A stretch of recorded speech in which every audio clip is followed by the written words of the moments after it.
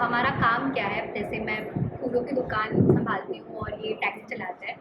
और उसके बाद जो मम्मी या पापा होते हैं हर किसी के, जिनका सपना होता है कि उसे अपना घर चलाना होता है, भाई बहनों को संभालना होता है, तो वो ना सिर्फ फूलों की दुकान संभालती है, पर वो साथ में डिलीवरी भी करती है उसकी।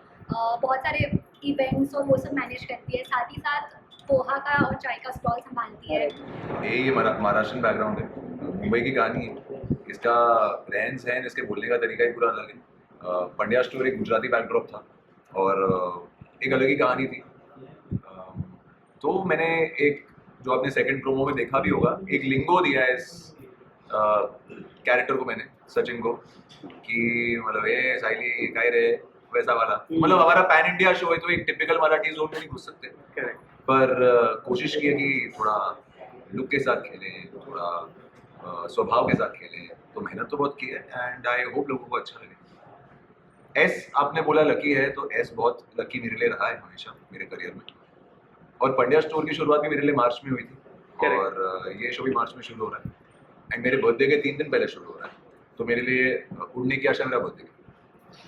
ग्रेट। किसी और? अब मैम आप बताना चाहिए हाउ वाज द एक्सपीरियंस, किस तरह एक्सपीरियंस रहा शूट? प्रोमो बहुत बेहतरीन लग रहा है जहाँ पर आपकी शादी हो रही है, क्या कहना चाहोगे? प्रोमो तो हमने स्टार्ट पहले नॉर्मल बैकड्रॉप से किया था कि साइली कौन है, फिर सचिन कौन है, ये बताया था हमने। पहले इंट्रोडक्शन किया था हमारा कि हमारा काम क्या है, जैसे मैं फूलों की दुकान संभालती हूँ और ये टैक्सी चलाता है।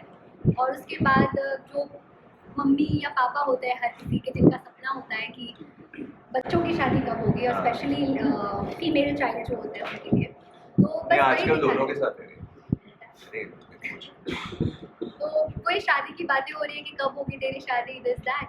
एंड उसके बाद दिखाता है कि at the end of the day Sachin और साइली ना चाहते हुए भी उन दोनों की शादी हो रही है। और आगे हमारे दूसरे प्रोमो में आप सबने देखा होगा, जैसे केमिस्ट्री दिखा रहा है कि वही नोक झोंक चले जा रही है, सचिन और साइली को एक दूसरे से प्यार नहीं है। अब देखते हैं वो प्यार होता है या नहीं।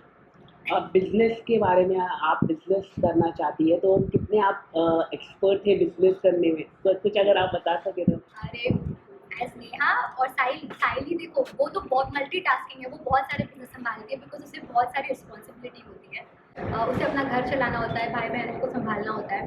तो वो ना सिर्फ फूलों की दुकान संभालती है, पर वो साथ में डिलीवरी भी करती है उसकी। बहुत सारे इवेंट्स और वो सब मैनेज करती है, साथ ही साथ पोहा का और चाय का स्टॉल संभालती है। और अभी बात बताऊँगी मैं। और फिर पापा की भी हेल्प करती है, गन्ने का जूस का स्टॉल होता है तो वो भी संभालती है। और बीच में एक प्रॉब्लम आती है जिसकी वजह से किसी के घर काम करने भी जाती है, so she is doing a lot of things. मतलब उड़ने की आशा दो ऐसे लोगों की कहानी है जो अपनी अपनी जगह बहुत ही अलग बैकड्रॉप से आते हैं। साइली जो है एक बहुत ही हम्बल, मतलब चौल एरिया में, चौल में रहती है। सचिन जो है उसके डैडी एक लोको पायलट ड्राइवर, ट्रेन चलाते हैं।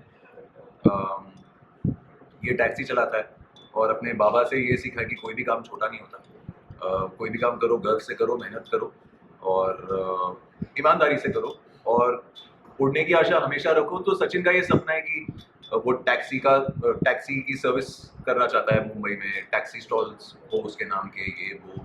साइली का सपना है कि वही कि मेरी एक बड़ी फूलों की दुकान हो। जैसे मेरा एवरीडे रूटीन, हमारी फाइनेंशियल स्टेटस बहुत डिफरेंट है सचिन और साइली की। भले ही हम दिखा रहे हैं मिडिल क्लास से, मेरे लिए एवरीडे का पैसा कमाना ही स्ट्रगल है कि आज मैंने कमाया वो कल खाना है, मतलब उसका हम कल दिनचर्या है हमारी उससे।